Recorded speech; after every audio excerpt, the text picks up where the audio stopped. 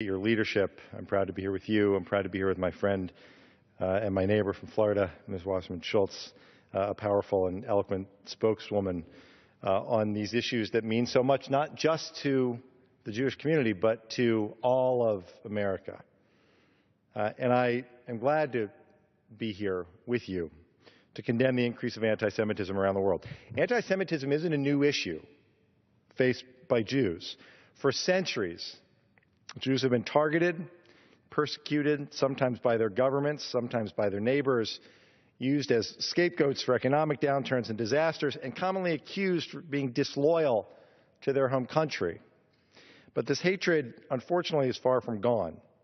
It continues in a range of manifestations, from Holocaust denial to suspicion of Jewish influence over international affairs, and tragically even in the shooting of innocent Jews.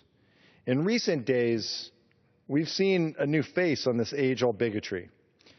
We're seeing demonstrations around the world that claim to be protesting Israel's actions against Hamas, but too easily and far too often, political opposition to Israel's policies and actual hatred toward Jews are conflated and are indistinguishable. It's clear, unfortunately, that many people are using the current conflict, a facade of anti-Zionism or anti-Israel sentiment, as a thin veil to cover up a much more deep-seated hatred toward Jews. Let me be clear.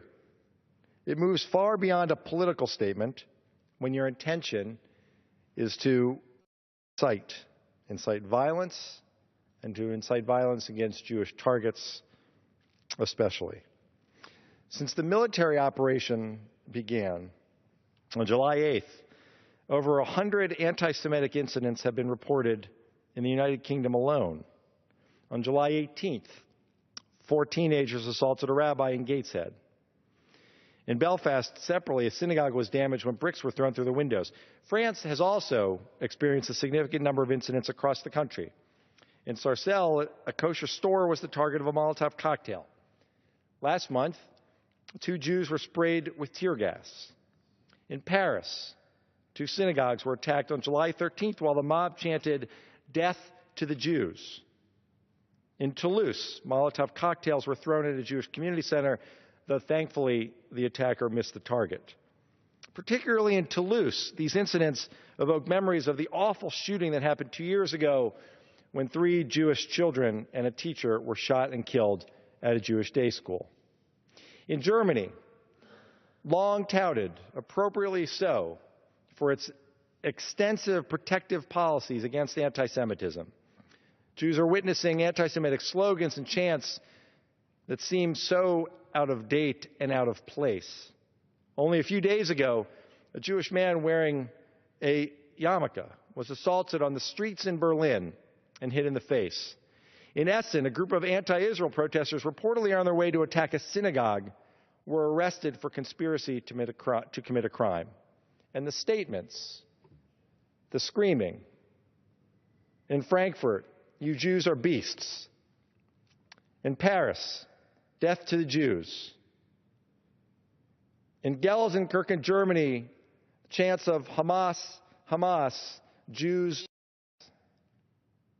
All over the world, not just statements, but the vitriol found on social media as well is not only abhorrent, it is chilling. But these incidents, as my colleagues have described, are not taking place only abroad. Just this past weekend, as my friend from Florida related, a synagogue in her district was vandalized with the word Hamas and swastikas spray painted on the front columns. Nearby, a Jewish family woke up to find one of their cars completely covered in eggs, and on the other car was written Jew and Hamas. Yesterday, outside my own office in Boca Raton, Florida, during a rally, a few angry individuals screamed, "Throw the Jews into the sea." And a former employee of mine recently posted a story, an occurrence that happened to him last weekend. He said, "Today I was walking home alone from synagogue, minding my own business, When I got to the crosswalk, I waited for the light to turn so I could cross safely. While waiting, a car pulled up in front of me where a young man rolled down the window and yelled, "Jew, Hitler was right," and then drove off. I remind you, this was not at a rally, he said. I was wearing a yarmulke. I was walking from synagogue. I was enjoying Shabbat. There are many more examples domestically, including a Jewish summer camp in California where graffiti was found that read, "Jews equals killers," and Jews are children killers. It's unacceptable that radical groups have used the conflict between Israel and Hamas as pretext for their own anti-Semitism. Last month, I proudly joined my colleagues in a letter to Secretary Kerry, urging the State Department's continued focus on combating anti-Semitism worldwide. I applaud the statements of condemnation by European leaders, including those in France, in Germany, and Italy, and their stated commitment to ensuring the safety of their own communities is to be admired. But there is more that needs to be done to rid societies of this baseless hatred toward Jews. A number of Jewish leaders in the U.S., Europe, and Israel have expressed serious concern about the rise of the number of incidents in hate speech and violence, and many believe that this animosity has risen to the worst levels seen since the Holocaust. We must continue to speak out on these issues, which is why I'm so grateful to have this opportunity tonight. We have to use this opportunity to educate and to combat anti-Semitism in all of its forms. When we combat anti-Semitism, we stand not just against hatred for the Jews, we stand against hatred.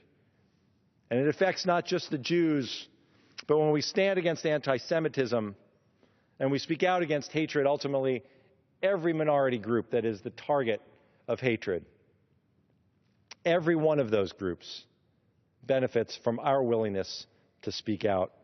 I'm glad to have that opportunity to do that here on the floor tonight.